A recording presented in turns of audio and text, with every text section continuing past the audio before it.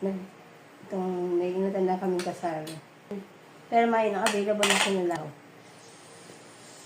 So, pwede man pala siya. Ang sarap. Sarap, no? Ilat ko lang sabaw.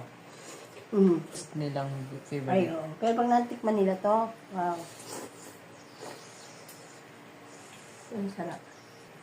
Ha? Ano masasabi ko? Hindi.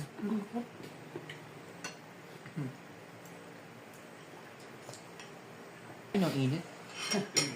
Pag nagtaka ka sa mga ito, ang pangit naman ng malamig.